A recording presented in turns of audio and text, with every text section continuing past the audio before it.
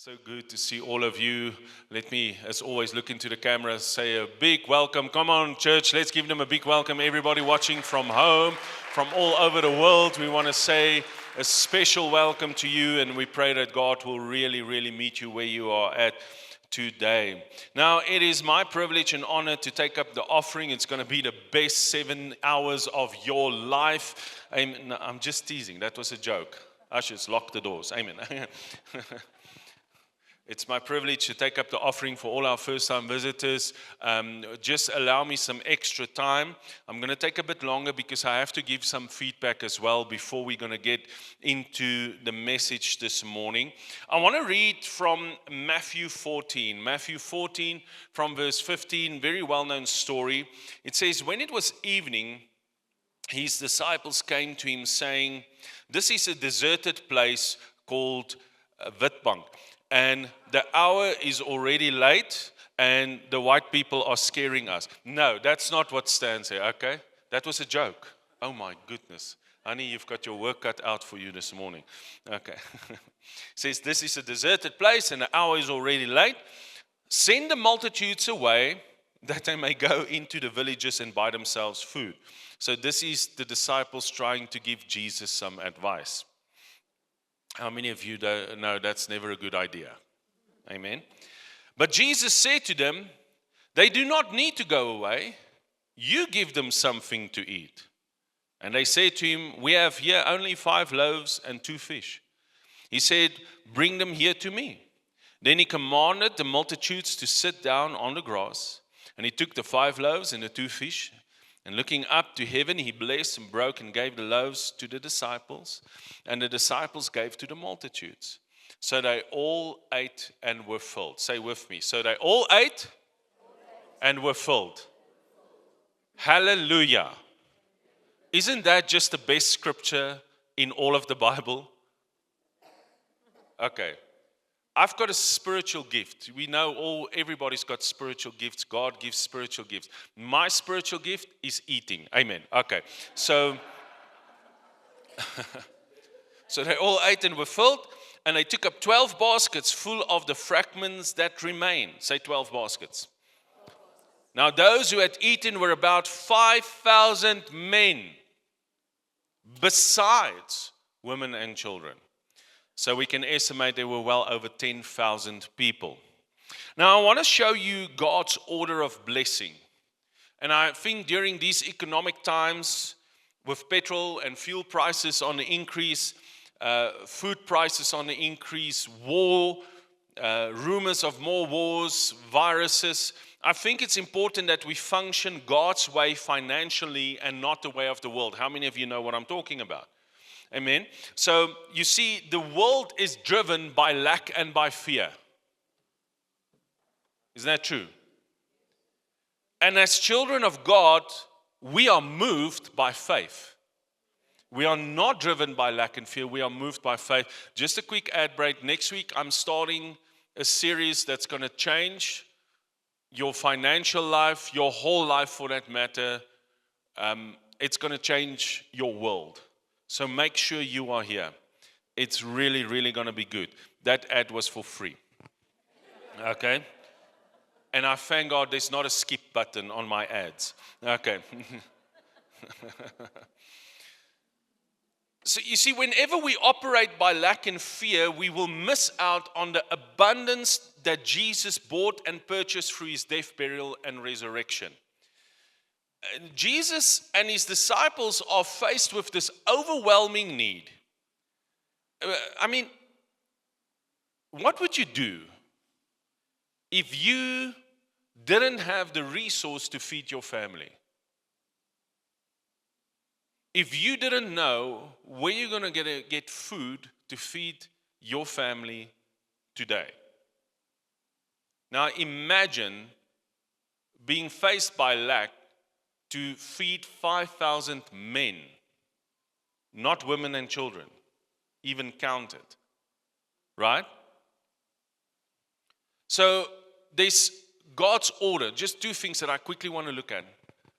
What's the first thing they did? Number 1, bring what you have to Jesus. Bring what you do have to Jesus. Whatever, because here's the principle, whatever you give to Jesus, no matter how little or how big, He will bless and multiply. We see it here in Scripture. It's not an American theology, this is Scripture. They were faced with an overwhelming need. Guys, have you, like, one angry guy is enough. Imagine 5,000. I'm sure the disciples were getting nervous. Come on. How many of you have ever been hangry? So hungry that you're angry. I mean, come on. Some of you are on the brink of hangry right now. There's nothing that you can put in the hands of Jesus that He will not multiply. Look at what Jesus did. He commanded the multitudes to sit down on the grass. Then He blessed what was given to Him. And then He broke it and distributed it. What was Jesus doing? He was creating order. He was creating order. Follow God's order of doing things and you will have enough. You see, we try and create order out of chaos, our budget. Amen. So we try and create order and we think our spreadsheets and everything is order. No, there's an order that's scriptural and then there's an order of the world. So we bring what we have to Jesus. And then He will, through His Holy Spirit, tell us what to do. Here's the second thing. He gave the loaves to the disciples, and the disciples gave it to the multitudes. The disciples didn't keep what they received. Like, I know I'm walking with Jesus tomorrow, and I'm sure Judas had a couple of loaves in his garment's pockets. What is that, Judas? Jesus, it's just my beanie. It's a woolly one. It's big, you know.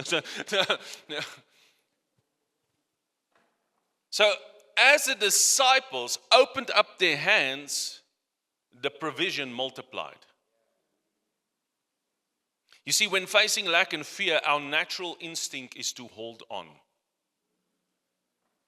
To save up for tomorrow, because it will be irresponsible to use up everything today. Right? That's how we think. So we want to hold on. Now I have to save up for tomorrow. I have to save up. And I'm not against saving. Don't get me wrong. Don't misinterpret what I'm saying. You see, but it's when we give and distribute that we not only meet our own needs, but we can meet the needs of the multitudes. The people sitting outside this building this morning in the cold on our pavement that doesn't have. How can we be a Christian church, sit here warm and comfy, praising God, and not meet the needs of those outside our walls? Come on. There's a culture shift in our church family. We need to think beyond ourselves and our own needs. And that's why God does it like this. You see, when we become blessing-minded, we will have left over. But if we become me, the surest way to depression is me. My needs. What can God do for me? How can I get a goosebump this morning? And there's the people who argue, well, Pastor, if God wants to do it, He'll do it. How many of you agree that Jesus could have provided for all those people on His own?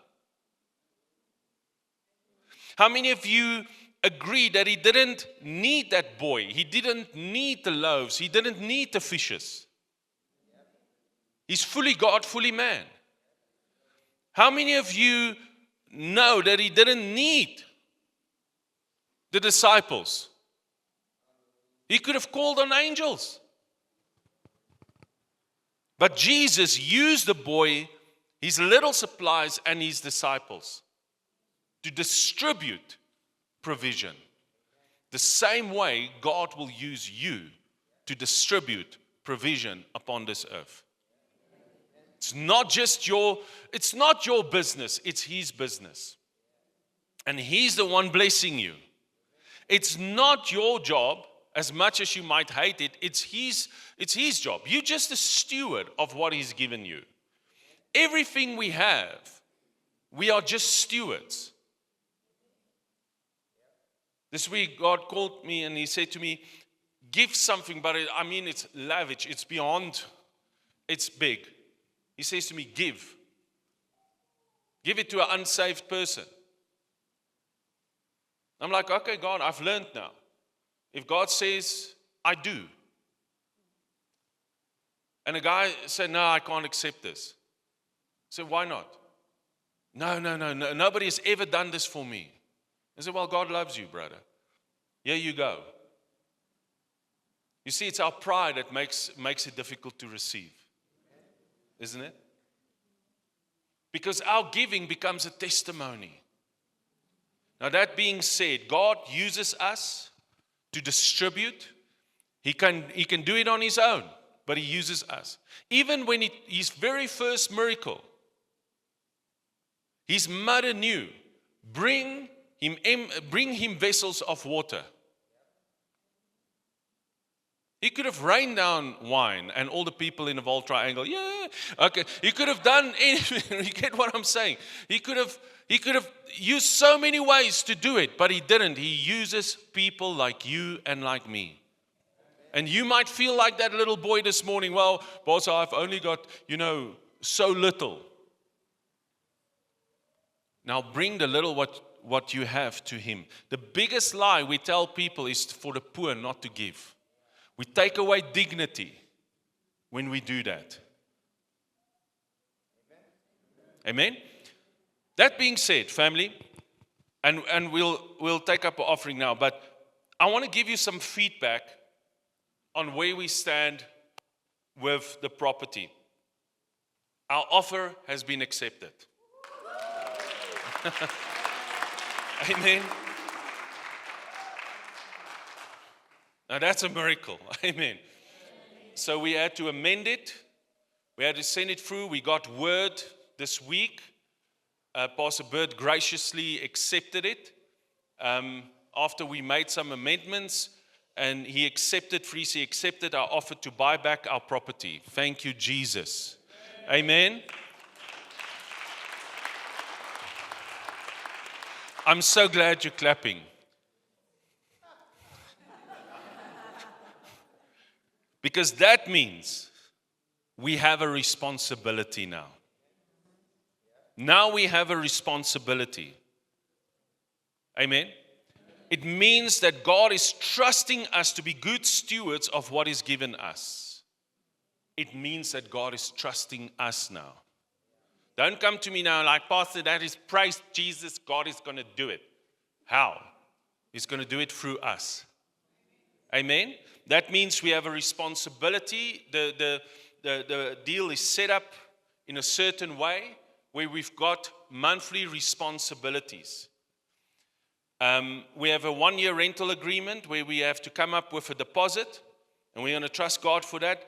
But family, let me just say this, that since we've moved here in December, we've seen exponential growth.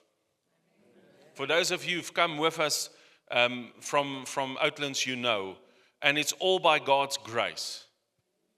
Now this morning, your pastor, our team, everybody is coming to you and we're asking you to help, because I want us to be proud of this place. What you behold, you become. There's a principle. So we need to upgrade this property. We need to do some renovations. When we first bought the property, we had a quick guesstimate of, just because the fascia boards are full. I don't want you to walk outside and something falls on your head, and then we have to turn it into a healing service. We were going to have a praise and worship service, but a ceiling or something fell on your head. Okay, or one of the tiles. We need to fix the roof. We need to fix our fascia boards. We need to paint the place outside. I don't know who we're going to send up this tower, but it's not me. Amen. We need to rent a telehandler. We need to renovate the place. Amen. We need to fix it up. We want to fix our stage, get our sound up and ready. And how many of you have been praying for these yellow carpets to turn blue? Because I have. I mean, blue is the color of grace. I mean, so finally we can upgrade our stage. We've been waiting on doing that. We did a rough guesstimate. It's going to cost about 300,000 just to get the outside property, to get it fixed up and nice. And I want this place to be a beacon of hope. It doesn't look like it's falling apart, like it's a beacon of hope, because we are stewards of what God has given us. So maybe you say, well, Pastor, I don't have money, but you may have contacts. So if you want to sponsor paint, come and talk to us. If you can help us with some of the manual labor, come and help us. We're going to start fixing the palisades at least on the outside this coming week. We're going to do some stuff. Amen? But we've got a responsibility. And I want you to be mindful of that. You are that boy this morning with the 5 loaves and the 2 fish. That protein-carb ratio. You hear what I'm saying? Pastor Mpo? Yeah, I think it's the right ratio for me. Okay. So you might be that boy this morning. Right? But he's the one who took 12 baskets left over to his mom. I was thinking about this morning. You know, he could have kept it. But I'm sure because he gave it, his mom raised him very generous. And he could take that home back to her. There's a Mother's Day message. Amen? Let's pray. Lord Jesus, I want to thank you. Lord, we want to thank you for the miracle, Lord. Come on, let's give him praise, church. We want to thank you for this miracle. We want to thank you for our home. We want to thank you, Lord, that before the foundation of the earth, Lord, you have chosen this spot, this place in Roodepoort on Caller Drive for this church.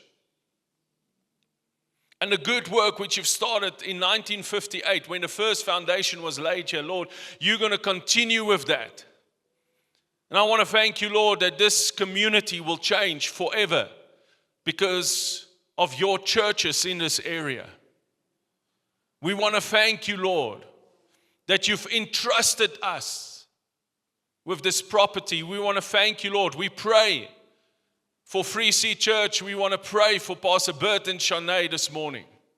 We pray that you will bless them. We pray, Lord Jesus, that you will pour out your blessing upon your church in South Africa. But Lord, thank you for what you're doing in this local house. And I want to pray, Lord Jesus, that you will take us from strength to strength, glory to glory. Now I pray for our people, for all the people watching, for all the people in this congregation, for all our members, that you will start to bless us, even in this time of famine, so that we can be a blessing. Whatever people give this morning, I pray that you will multiply it 100-fold to them. Whoever needs a financial miracle, Lord, and decides to trust you with what little they have or with what much they've got, that you will multiply it. Businesses will be established this morning. Increases will be and promotions will be given this morning because of what's happening here, because of the seed that's being sown here in Jesus' name. And I want to thank you for it, Lord. Amen, amen, amen. Thank you so much. The ushers is going to take up, if you've got cash. If you want to use the card machine, just raise your hand. The ushers got card machines with them. And then obviously there is our banking details. Is there a slide or something or a video that we're playing? Okay, there we go. Thank you so much. It's time to give. For electronic donations, go ahead and scan the QR code on the screen. Follow the on-screen prompts for a streamlined experience.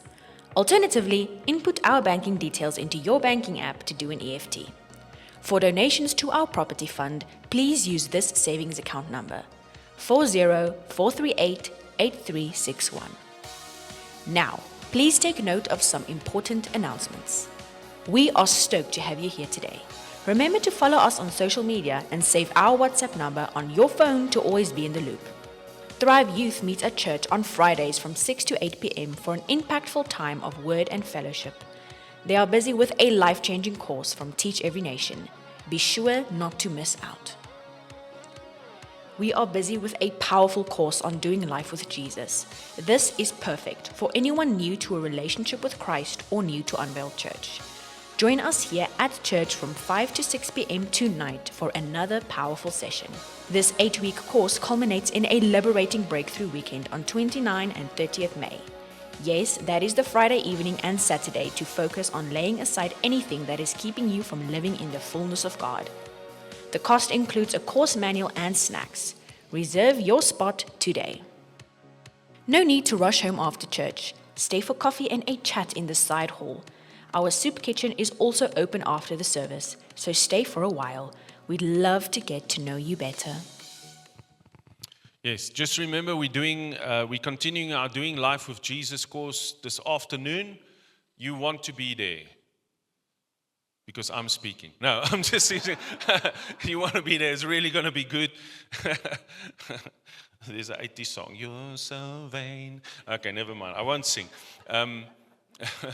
It's going to be great. And listen, don't miss our breakthrough weekend. It is going to be life-changing. Maybe you're walking around, you're feeling like, yes, boss, I've been walking around. It feels like my life is cursed. It feels like I just can't get, I can't get through. I can't have breakthrough in this area. That's why we have that meeting. Amen? It's going to be blessed. The power of God's going to move in a miraculous way. And it's really going to be awesome. So make sure you're there. But you're in for something good this morning because die deksel vir my pot, the one who's captured my heart, the mother of the house, the most beautiful person in here, my pillion rider of life, my beautiful wife, is going to bring the Mother's Day message. Come on, let's give the mother of the house a hand. Wow, honey, some new material. That was excellent. My goodness. Now, I'll also have to work on my responses. Well, I'm really grateful to be here this morning and to be able to chat to all of you. So, but before I do that, I also have a little announcement. And I wanted to do this in person and not just put it on the screen, because if it's on the screen, you might not listen. You might do something else and not register. But since we are growing exponentially, like Pastor Norman said, and since we have this incredible forward momentum of God, what God is doing in this church, we have opportunities to become involved. Because remember, we are the body of Christ. The church is not a building. We are the church. We use this building as a tool. It helps us to gather. But in the end, we are who make up the church. So it's not just the pastors. It's every part of the body. So you can become involved in our hospitality team. We want to actually expand our hospitality team. That it's more than just a cup of tea and coffee standing there with nobody there. But we want friendly, welcoming people ministering hospitality in the hall. We also, of course, have the soup kitchen ministry that we started up recently that can do with some helpers on that regard. Also, guys, we really need to update our webpage. Anyone who's able to do that, please chat with us afterwards. We need like a webpage person. Don't know what to call it. So there's all sorts of opportunities to become involved. Don't be shy. If you have a pull in your heart that you want to come and be part of what God is doing, chat to Pastor Norman or me or any one of those people you see serving here on the team. I'm sure they will be very happy to connect you with the correct department. But then, today is Mother's Day, but I'm not only going to talk to mothers. How many parents are in the house today? Aha, we have a contingent. Fantastic. You know, parenting has always been a challenge. I think anyone who's raised a child past the age of 2 knows that you really need like God to be a parent. It just doesn't happen automatically. But I reckon we currently live in an age where it has become even more difficult. I know every age, every generation thinks they had it the worst, or better, I don't know, going back to the old days. But I do believe that we are facing challenges now that our parents didn't have to face. Because the world has just changed so incredibly. I mean, not only do we have to deal with real physical and philosophical dangers to our children on a daily basis, but we have to navigate this veritable deluge of parenting information. I mean, you can't even turn yourself on social media and there's a blog, there's a video, there's an opinion. This is how you should do this is how you should do that. You know, they want to prescribe how to raise them, how to deal with tantrums. They're like 6 different ways on how to deal with a tantrum. What's good for your child? What's not good for your child? You know, what to feed them? Should we go all vegan or all carnivore? I don't know. Even, oh wow, you can get Alexa to read your child a story. Yeah, just put a tablet in their hand and they're all set for education. You know, there are so many, this is a special need. Is your child this? Is your child that? What must you do with this? What must you do with that? It's overwhelming. It's like standing and seeing this big wave coming from the ocean. And we're like, God, being a parent is difficult. And apart from that, we now live in a time where we have to have 2-income families, where both parents are usually working. So time to spend with children is limited, which makes it even more challenging. That's not wrong, by the way. If you need to have a 2-income family, that's not wrong. It just means we have to navigate it differently than what people could do 150 years ago. I don't mean 150, I mean 100 or 50 years ago. Yes. So, the bottom line is parenting, nobody wins alone. Parenting is hard. It's even harder when we do it alone. So, but I've got encouraging news for you today. Here's a scripture where God is speaking. Isaiah 40 verse 11. It says, He will feed His flock like a shepherd. He will gather the lambs with His arm and carry them in His bosom and gently lead those who are with young. We see 2 things here. God cares about children, young ones, because we are His flock and He is our shepherd and He is a loving, caring shepherd looking after us. So the children are important to Him, like we said when we had the child dedication recently. That God cares about children. He doesn't want to chase them away from Him.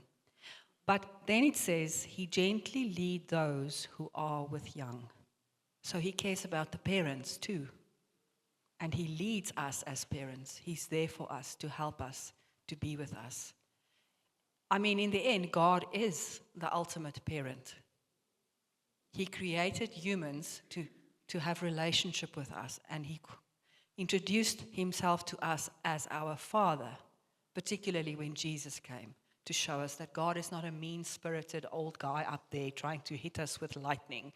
He is our Father who loves us, who wants to help us and be with us. So that's why I say today, although it's Mother's Day, I'm talking to all parents, because moms are definitely not the only parents. Fathers are also parents.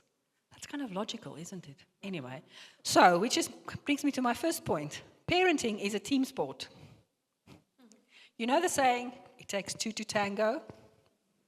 It takes 2 people to make a child. You can just go and study biology in high school. I won't go into that. But that also then means that since 2 people make a child, it actually is kind of follows that those 2 people are needed to raise that child. And if you are not sure, you're like, no man, single parenting, we've got this. I know there are many people who have to be single parents. That's just how life worked out. So I don't want to minister condemnation to anyone who is a single parent. I'm saying that God initially didn't plan it like that. That is what happened in this broken world that we live in.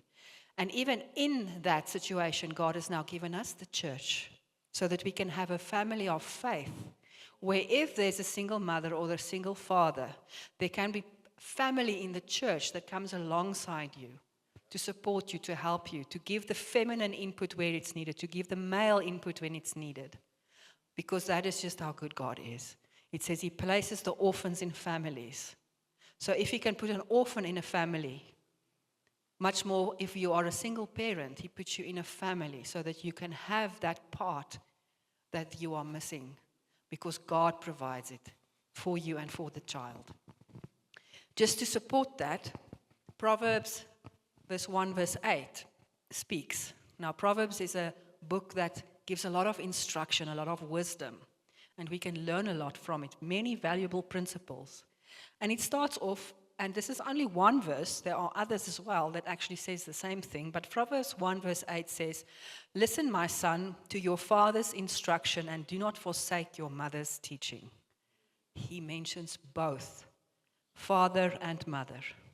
The father's instruction, the mother's instruction. So it doesn't mean that father is the one who instructs and mom is the one who's cooking and cleaning.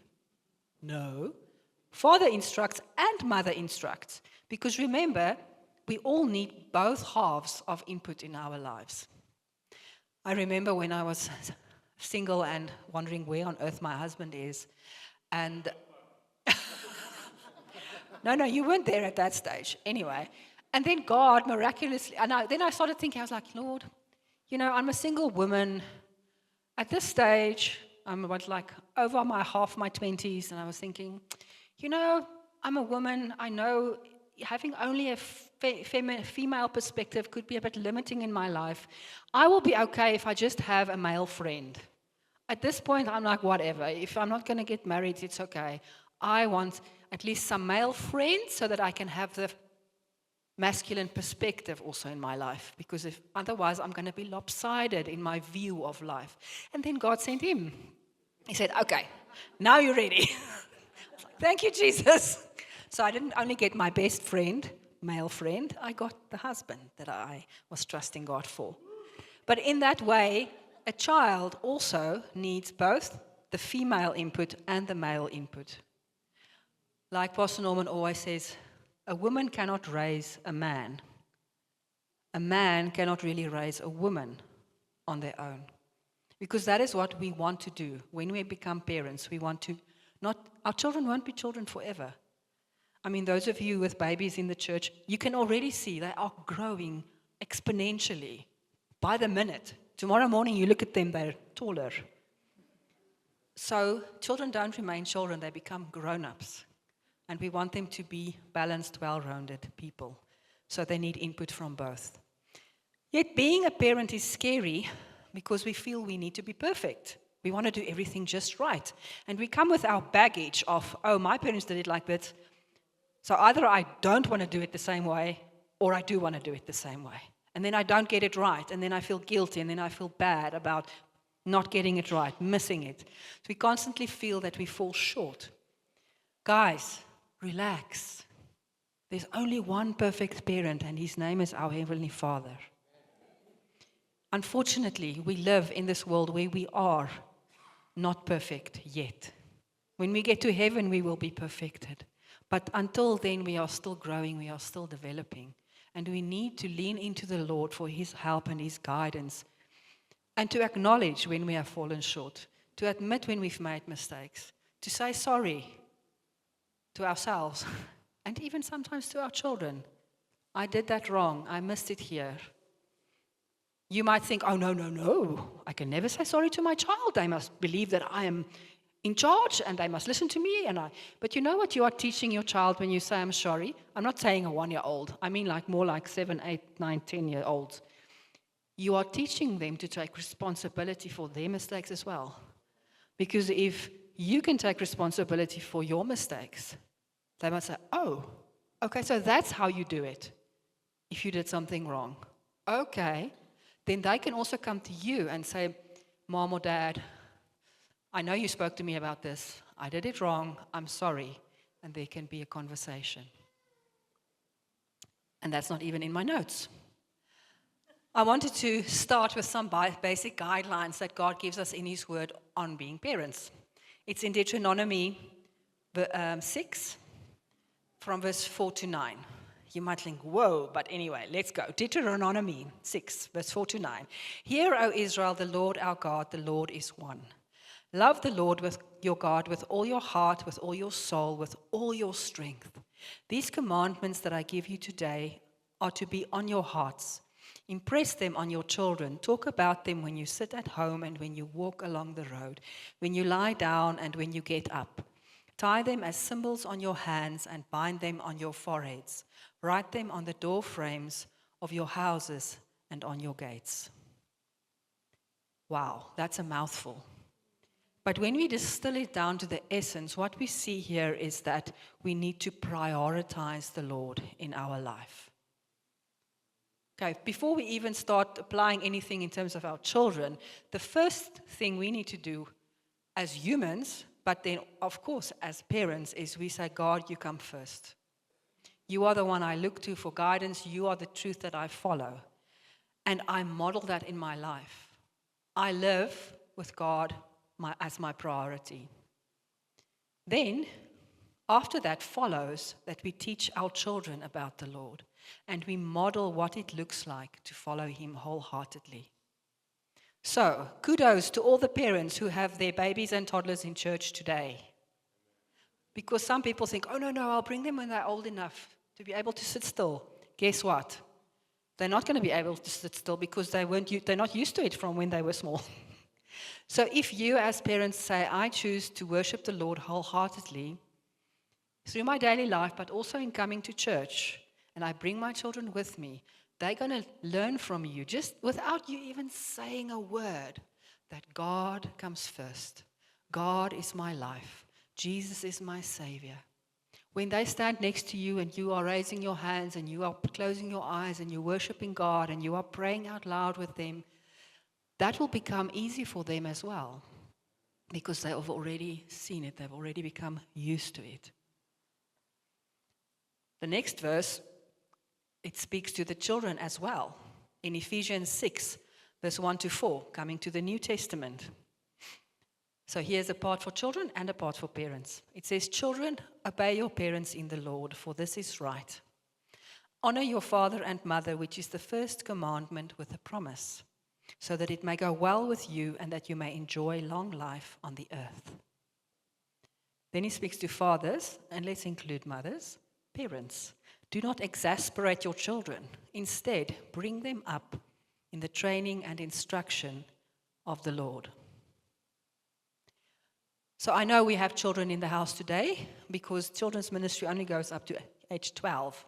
So we've got teenagers in the house. And I know being a teenager, that's a challenging age because you want to be your own person. And that's okay. And we as parents have to learn to allow our teenagers to be their own person within bounds. Don't worry, I'll get to it now. So children, here is a message for you. Like God is speaking to you that says, obey your parents in the Lord. Cooperate with them because God has put these people in your life to help you, to teach and train you how to become a responsible grown-up. And accept that they're not perfect. They're trying their best. Some of them realize they're not perfect, some of them don't. But God will deal with them. This is similar to the command where God speaks to wives and husbands. Also, I think the previous chapter, where he said, wives, submit to your own husbands. It's about cooperation. And it also says there, as unto the Lord. So you are obeying God in cooperating with your parents, young people. And when you obey God, even despite your parents' shortcomings, God has got your back. And you can go to Him and pray to Him for help if you feel that your parents have missed it or misunderstood you, or you have a specific need. And pray for your parents for wisdom. Because if you have parents who serve the Lord, their intention really is to do the right thing. It's really to teach their children God's ways and to love them. So let's cooperate with our parents. And then it goes on and it talks to the parents and it says, do not exasperate.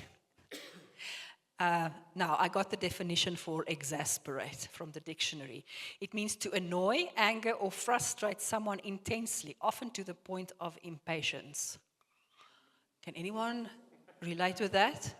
Do you maybe remember back when you were younger and you felt exasperated by your parents? So how do we exasperate our children? And now here, I'm not talking about the teenage annoyance they feel when you correct them or you say no, and you put a boundary and you've got certain expectations, because they're kind of still figuring it out.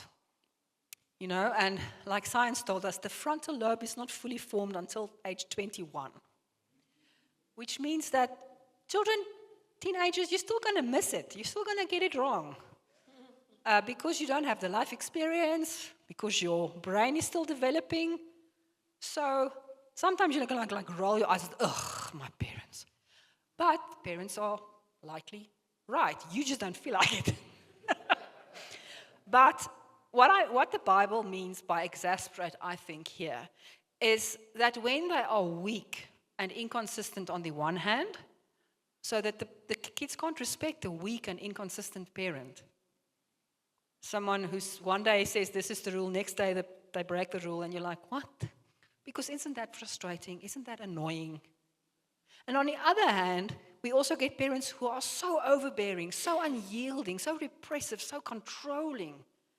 That exasperates the child. And you're like, but shouldn't I be in control? Shouldn't I be laying down the law? We grow with our children. Remember, from the moment a baby is born, the process of becoming independent starts.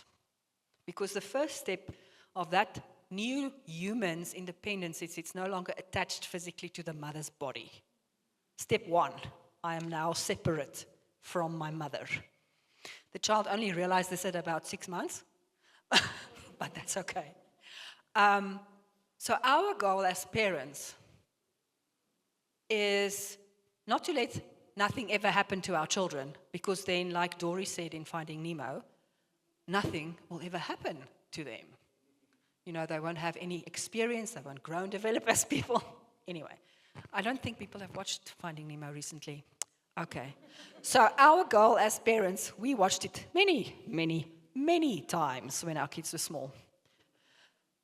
To come back. Our goal as parents is to help our children become increasingly able to stand on their own 2 feet.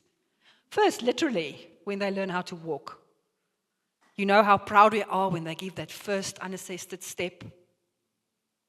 Well, that is a picture of the rest of their life. That they are going to become more and more comfortable and confident walking on their own feet, doing things for themselves.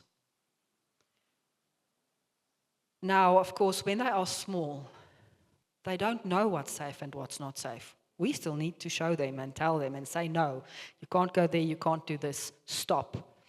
But not to such a point that they can't do anything. They need to be able to explore. They will eat ground. Children will eat soil. All of us know what soil tastes like. All of us know what a soapy washcloth tastes like. Why do you think? Anyway, so in an age-appropriate manner, children become a little bit more independent until they become one day responsible adults that can make a meaningful contribution to society. That is our goal. Our goal as parents is not to keep our children small, to keep them with us forever. It's actually to be a launch pad for them to fly and soar and go further than we have gone. To be stronger than we have gone, to be more confident maybe that we sometimes feel. That is what we want to do. We want to celebrate their individuality and see them fly. But yes, that won't happen after 3 months, guys. Sorry. Ne? So when they are young, we decide most things. I once observed a mom, I think it was in a mall somewhere, or at a kid's birthday party many years ago. And she had this probably between 1 and 2 year old little baby on her, baby toddler almost. And she's like, do you want to eat? Do you want to eat? What do you want to eat? I'm like, please. You have to decide because this child is too small to decide for themselves. When they are 16, you don't have to decide what they're going to eat or when they're going to eat always. You just say, here's the kitchen. I taught you when you were 8 how to bake an egg, make a sandwich. I used to say, when you have a baby and you're breastfeeding, you feel like all you are is like a food factory, like a cow. You're just a milk provider. And then you're so happy when they stop eating from you and they can start eating by themselves, feeding themselves, even though it's so messy. It's okay. Moms embrace the mess sometimes. You can always wipe it off afterwards. Because if a child wants to try and do something themselves and is safe, like feeding themselves a biscuit or mashed potatoes, let them. Okay, anyway. But then when they get older, when they are teenagers, you feel more like a fast food joint. Because they want food and they want it now. So the best thing is to not still make your kid a sandwich in matric. Please, moms. As soon as you see they can spread a slice of bread, let them do that. You're making them more and more independent. But of course, within reason, age appropriate, it depends. And that is how we learn, even as parents. We are constantly learning. What can I let my child do for themselves, and in what respect do I still have to say no or still have to do it for them? But when the grade 1 teacher tells you don't carry your child's bag into class for him every day, don't. Because that grade 1 teacher has experience, and you don't want to be a mom with a grade 8 and still carry your boy's case to school. No. A young man in grade 8 must be able to carry his own school bag. Anyway, I'm getting distracted, honey. Is it because I'm so passionate about this? Anyway, my next point, and this is actually where I wanted to linger for a moment, is child training. What does it mean? Because that is what God has put in our hands to do, is to train up a child in the way he should go. That is Proverbs 22, actually. Proverbs 22, verse 6 says, train up a child in the way he should go, and when he is old, he will not depart from it. And wherever it says he, it also means she. So when she is old, she will not depart from it. So we can't think, oh no, I'll teach my child once she understands. You teach your child from the beginning. From the moment that little baby is in your arms, they're starting to learn. The first thing they learn is that I'm safe with mom and with dad. They hold me, they feed me, they're there. But then we keep on, the training continues.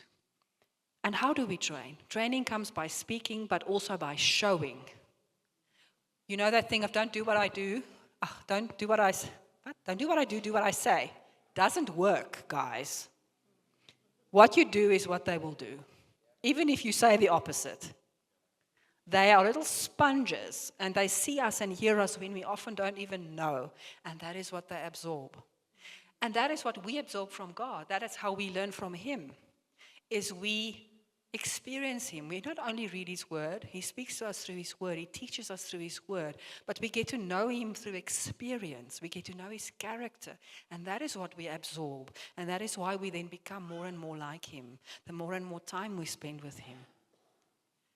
So, when we are parents, let's be like God, because in a sense, you are representing God to your child until that child is old enough to receive Lord Jesus as His Savior for Himself.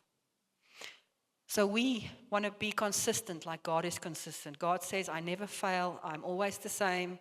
But we as parents, we sometimes say one thing and then we do another thing. We say, oh no, I'm going to take you to rugby, and then I never take you to rugby.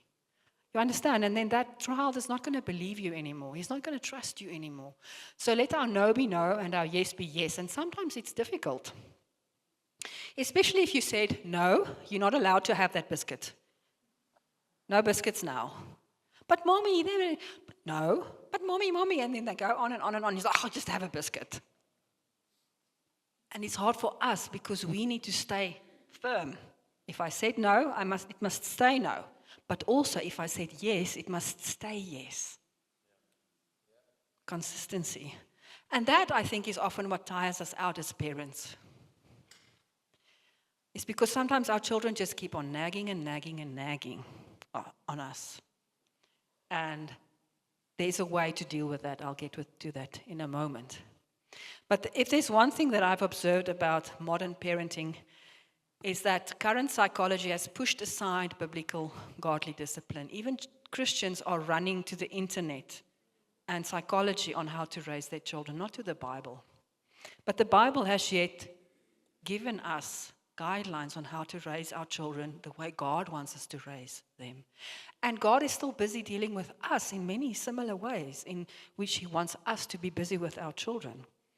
I mean, what way, if we train up a child in the way he should go, what way are we training them up into? Are we training them up in selfishness or selflessness? Entitlement or service? Honesty or trickery? Sitting in the victim seat or rising above challenges? These are the way that we want to think carefully. What is the way that I'm raising my child? In Hebrews 12, verse 5 to 6, it talks about how God has set us an example on how He deals with us.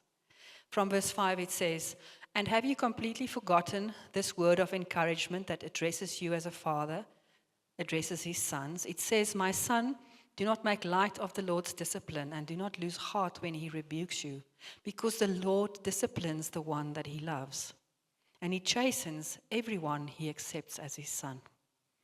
Endure hardship as discipline. God is treating you as His children.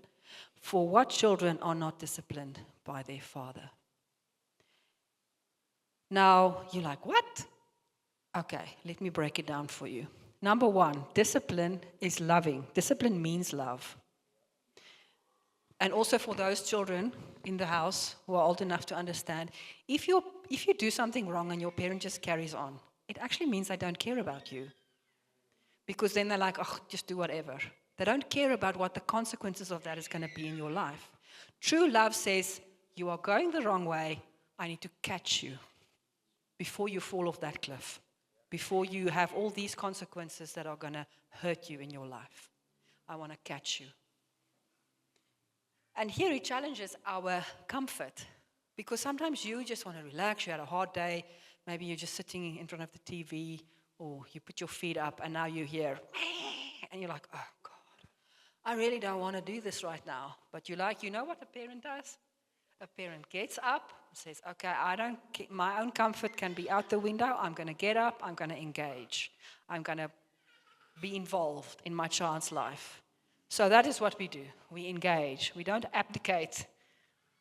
We engage. So that, and also here it means if there is a rebuke, and remember, rebuke is words,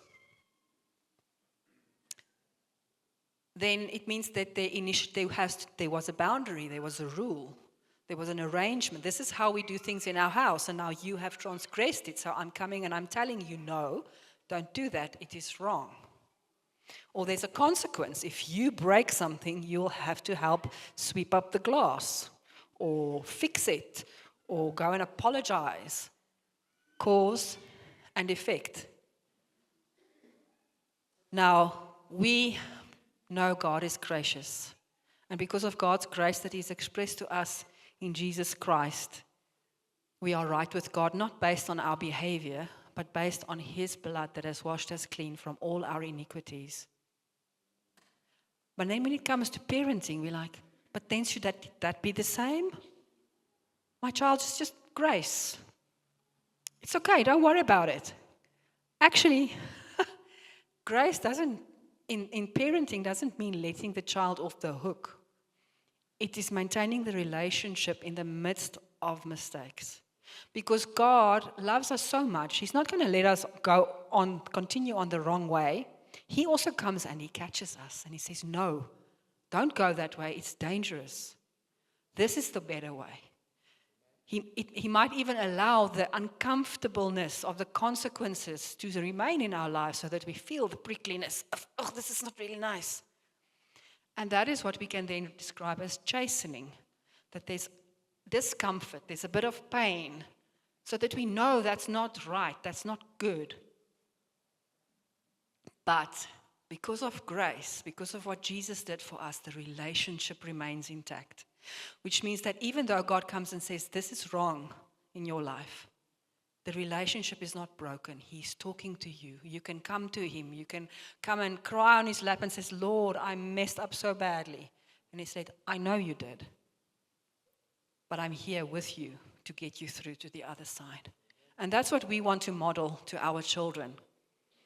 So, rebuke means words spoken. Chasten means we are made uncomfortable so that we move. Because we're not in a good place. We're not in the right place. We are on the way into a wrong direction. Now, with little children, this may or may not include giving them a physical hiding. I know spanking is very controversial in this day and age. Some people are like, what? No, never. So wrong. And it's illegal in schools, I know. And many governments are trying to force on parents whether they are allowed to give their child in their home a spanking. But it is effective for toddlers. And because of time, I'm not going to go into all the details right now because I think it's enough. If you have questions about, what? Is it allowed? What does the Bible say? How do I do it? You can come and chat to me or Pastor Norman anytime. We will explain it to you. And I think we should have a what? Did you say something? Not to you. But we will, I think we should have a parenting seminar, then we can go into more depth. But please, we do not advocate abuse. You never hit a child out of anger. And you never do it just from anywhere on his body. If you are nervous, rather don't hit. But don't refrain from disciplining. Because I think we are tired, we are exhausted, we are challenges. Life is big, life is huge, life is exhausting. Now we have this child. Don't just ignore the bad behavior. Don't just let it go slide. Because then that child grows up. And if a child never heard no and was taught no is also an answer, that child grows up. And now when he is older or she is older, they cannot take no from life. They cannot take no from other people. They cannot take no, this is illegal. So that you see how wide the circle's out. We have this responsibility. Remember, our goal is responsible adults who can make a meaningful contribution to society. I want to close with this scripture, Galatians 3, verse 23 to 25. This is a scripture about grace and the law. Let's just listen to it. Before the way of faith in Christ was available to us, we were placed under guard by the law. We were kept in protective custody, so to speak, until the way of faith was revealed. Let me put it another way. The law was our guardian until Christ came. It protected us until we could be made right with God through faith. And now that the way of faith has come, we no longer lead the law as our guardian. You're like, what on earth is that's got to do with parenting? I will tell you. I think this is a beautiful image. Because when Pastor Norman and I and our family discovered that Christians have been set free from living by the law of Moses to be right with God, but we can be right with God based on faith in the saving work of Jesus Christ on the cross, I kept on wondering on how this now applies to raising our children, like I recently mentioned. Because young children, it's obvious that they still need rules and regulations. They still need punishment. They still need consequences. Otherwise, how are they going to know what is right and what is wrong? We need to teach them. And as I meditated on this scripture, it helped me to understand things better. Because if you think about us and about people without Christ, like before we knew Christ, we were like immature children who still needed someone to teach us. We still needed some way of knowing what is right and what is wrong. God gave his law in the Old Testament to show us this is right, this is wrong. If you live this way, it will go well with you. If you live this way, it's going to go bad with you. So it was clear, plain and simple. And of course, many people tried to live that way in order to be right with God. But as we know, it wasn't sufficient.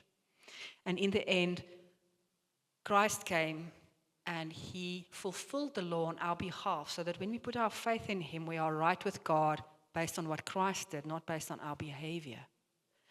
And we no longer live by the letter of the law, but we live by the Spirit. The Holy Spirit has written God's laws on our hearts. We live by the law of love and by the guidance of the Spirit. Now, if we translate this to little children, to raising children, young children are still under the law, so to speak. They are not mature enough or trained in responsibility fully yet. So they need to be under a guardian. Hello, parents. Guess who we are? We are the guardians raising up these children. And there are accompanying rules and punishments. Some things are right, some things are wrong. Now, let's read this, and I paraphrased this. This is not the Bible version, this is my version. I paraphrased it just with some different vocabulary to help us apply it to child raising. Before the way of maturity becomes available to children, they are placed under guard by discipline and child training. They are kept in protective custody, so to speak, until the way of maturity is revealed in them. Let me put it another way. The rules and consequences administered by a parent is a child's guardian until maturity comes. It protects them until they can walk in what is right of their own accord. And once personal responsibility has come, they no longer need parental control as their guardian. They have become fully mature grown-ups. And that is how I then understood that scripture with regards to parenting. And that's when we see the progressive independence of our children become to fulfillment. When children are grown, we relate differently to them as parents. We don't treat them the same way we did when they were small, because remember, now they can think for themselves, they can choose things for themselves, but we want to maintain the relationship, that there's always relationship, there's conversation, there's input, there's questions. We might still come from time to time and say, hey, I'm concerned about this in your life. But remember, hopefully by that point you have led that child to Christ. They've grown up in the community of believers in the church, having input from other spiritual leaders, so that they can have their own personal relationship with God that will take them to the rest of their life. Because we all end up being accountable to God only. And your child will reach that point as well.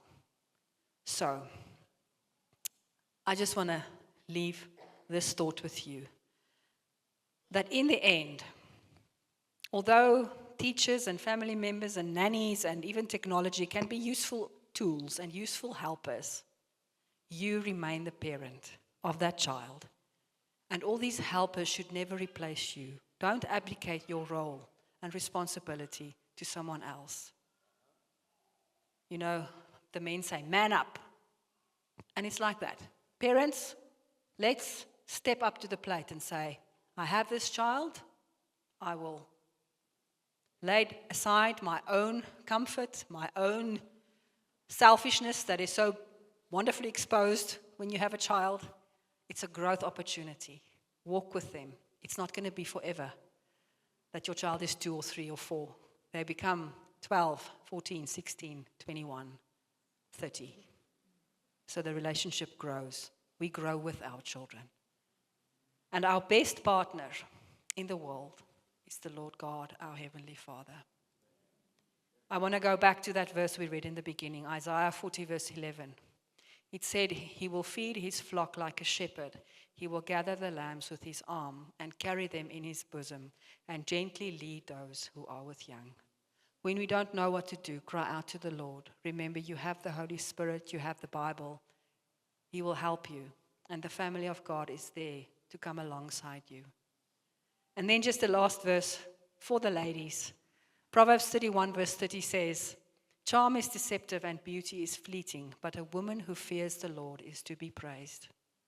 Mothers, let's cling to the Lord, because when we fear him, meaning we worship him, we put him first, he is our leader, he is our guide, we can make it. So, when the going gets tough, the Christian parent runs to the Lord. Amen? Amen. Before I hand back to Pastor Norman, I just want to pray for all the parents. So if you are a parent in the house today, whether you have small children, grown children already out of the house, if you maybe have been a guardian for a child, a step parent, please stand up. I just want to pray for you, and then I'm going to hand back to Pastor Norman.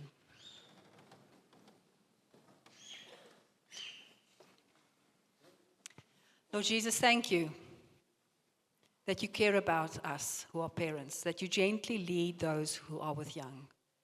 Father God, we as parents come to you today and we just open our hearts and our hands to you and say, Lord, we cannot do this without you. Thank you that you help us, that you sustain us. We ask you for your wisdom. Your Bible says we can ask for wisdom and you give it to us. Lord, you are our Heavenly Father and you model parenting to us. As we get to know you better as our Father, help us to be a parent like you are a parent, a good, loving, consistent parent who is involved in the lives of our children. Today, I want to ask every parent to just, if there's anything you are feeling guilty about regarding your parenting, any mistake that you feel you've made, or any constant feeling of, I don't know what I'm doing, just release it to God right now. Just like exhale it to Him. Just like, Lord, I just give it to you. I know I'm not perfect. We just release it to you, Lord, and we receive your forgiveness, Lord, for any misstep we have made as parents. And we say, thank you, Lord, that you give us the grace to be the parents that you have called us to be. Thank you, Lord Jesus, that you empower us, that you guide us, that your Spirit speaks to us, that we will be parents the way you want us to be. I declare your protection over every parent in this place, moms and dads. And I pray for single parents, Father God, that you would truly show yourself faithful to them and bless those children as well. In Jesus' name, amen. Amen. While we remain prayerful, every eye closed, every head bowed, I just want to give you an opportunity. Maybe you are here this morning, maybe you are watching this at home, and you say, you know what? I can't say that the Heavenly Father, God, is my Father. And I want to make Him Lord of my life. I want to accept Jesus as my Lord and Savior. And I want to make sure that I can also say that I'm a child of God. Maybe you've never done that. Maybe you are here and you say, well, Pastor, you know what, if I should blow out my last breath within the next 24 hours, I'm uncertain of where I will open up my eyes, whether it's heaven or hell. Then I'm talking to you. Or maybe you are here, maybe you are watching this and you say, you know what, Pastor, I know what you're talking about. There was a time in my life where I knew God as my Heavenly Father, where I've accepted Jesus as my Lord and Savior, but as the days and months, the years have gone by, I've backslidden and my spiritual life is a mess, and I don't want to leave the same way I came. I don't want to stop watching this without making that decision to accept God as a Heavenly Father. I'm talking to you this morning. I'm not here to embarrass you. I just want to give you an opportunity to make Him your Lord and Savior. You say, Pastor, well, how do I do that? Do I have to change my life? Do I have to change my behavior? Change the way I dress? The way I speak? No. No, my friend. You just come to Him as you are. You do the desiring, He will do the producing in your life. You do the desiring, He will bring about the change as you just surrender to Him. I want to give you that opportunity not to leave the same way you came, but to make the Lord God, your Heavenly Father, to accept Jesus as your Lord and Savior. If that is you this morning and you say, you know what, Pastor, in my heart, I know you're talking to me. In my head is a bit of a battle, but I don't want to leave the same way I came. I know you are talking to me. Will you please include me in that prayer? It will be my privilege and my honor to do that this morning. For you to make that decision that's going to change your life forever. Where you can stop living from crisis to crisis and start living life by design. If that is you this morning, say to me, Pastor, you're talking to me, please. Will you pray with me? I'm not asking you if you grew up Christian. I'm not asking you if your parents are Christian. I'm not asking you if you belong to a church. I'm asking you, have you ever made that decision for yourself, by yourself? If that is you this morning and you say, Pastor, please, on this Mother's Day, I want to make that decision. While every eye is closed, every head is bowed, no one looking around, just respect one another for a moment. If that is you this morning, you say, Pastor, you're talking to me, please pray with me. I'm going to ask you, just put up your hand quickly. You can put it down again. I just want to include you in that prayer. Just say, Pastor, please, thank you. Thank you so much. Anybody else that say, Pastor, please include me in that prayer. Please, I want to change my life. For those of you who are watching online, please feel free to pray this prayer with us. Let's pray together. Say, Lord Jesus, thank you for dying on a cross for my sins. Today, I decide to follow you. Forgive me my sins. I receive the free gift of grace and righteousness in Jesus' name. Thank you, God, that I can call you my Heavenly Father in Jesus' name. Let's give God praise all over this place. Thank you so much. Isn't God good, family? Amen? Amen. Did you guys enjoy today's service? Please don't rush off. Please join us for some coffee and tea in the hall. There's a gift for the moms. And there's cupcakes. No, I shouldn't have said that. No, there isn't cupcakes. That's a rumor. Like a certain president says, that's just false news. That's false media. Amen. Thank you so much. Listen, bring somebody along next week. It's going to be awesome. It's going to be great. If you've responded or you wanted to respond to the salvation appeal, please go with Pastor Mpo. I almost forgot his name right there. Please go with Pastor Mpo. We just want to give you a gift. Just want to pray with you as well. And then just sit like this, and I'm going to proclaim a blessing for us over this coming week. The Lord bless you. The Lord keep you. The Lord makes His face to shine upon each and every one of you. Thank you, Lord. As we go in this coming week, we go with a confident expectation of good. Thank you, Lord, that you keep us and our loved ones safe. You keep us safe from harm, safe from any accidents, safe from any virus or mutated virus in these days. Thank you, Lord, you keep us safe. Thank you, Lord, that no weapon formed against us shall prosper. We thank you, Lord, for your provision. I thank you, Lord, that you open up doors that we need to walk through, closed doors that we need to stay out of. And thank you, Lord, that we can expect just preferential treatment wherever we go because we are your beloved children. If you believe it, say amen.